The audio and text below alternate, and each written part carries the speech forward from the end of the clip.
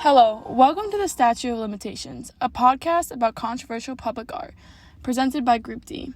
I'm your host, Alicia Isham. Joining me are my classmates Thano, Clay, Olivia, and Santiago. In today's podcast, we will break down the removal of the Columbus statue in the North End and what happens to the space left behind. We'll discuss its history, relocation, and replacement, as well as our opinions on how to navigate similar issues. Thank you, Alicia. First off, some background. The Christopher Columbus statue that sat on its pedestal in the north end of Boston was created in 1979, 3 years after the construction of the water park where it stood. According to a WGBH article written by Edgar B. Herwerk about the Columbus statue, the Christopher Columbus waterfront park had become a specifically Italian-American enclave, and because of this, the statue was added and became a symbol of hope for the Italian-American community. The fact that Christopher Columbus didn't actually live the Italian-American experience became irrelevant as the years went on. Instead, he became a symbol of the success the Italians had seen in America. As the years wore on, the public perception of Columbus and what he represented changed drastically.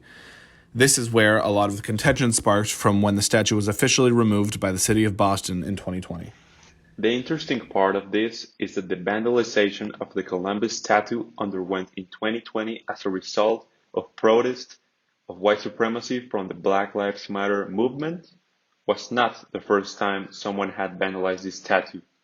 In fact, there has been a pattern of vandalization to occur in this specific statue for years, the first instance occurring back in 2004, and there being at least 5 instances since then, according to the City of Boston's website.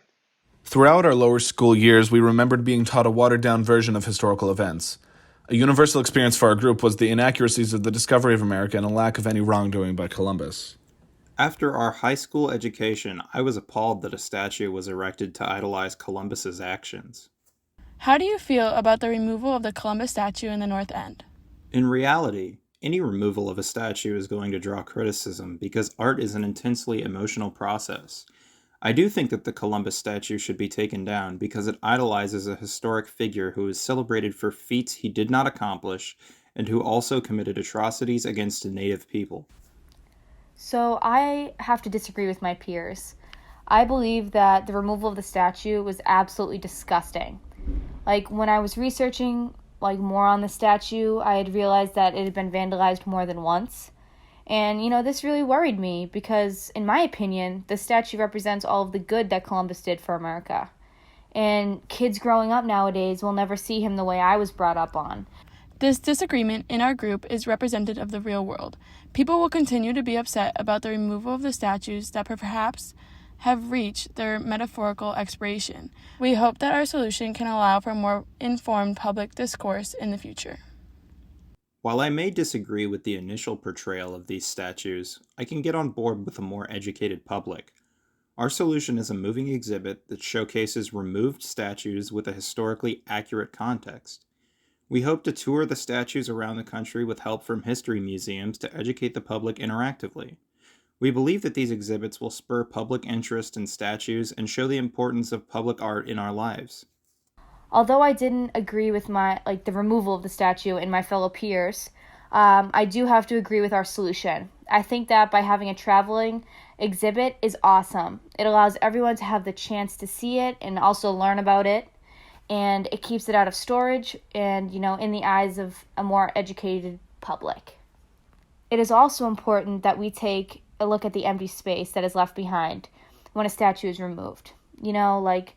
How do we view the empty space? It's nothing now. As clearly shown by a positive Italian-American reaction to the Columbus statue and emotional significance, it now holds that with that community, Statues in public art in general can become extremely important parts of people. And when you replace those statues, it's important that, you replace it with something that they're going to care about as much as they did with the statue. We found that the key to replacing these statues is a robust community process that takes into account all voices, not just those who are in positions of power and privilege.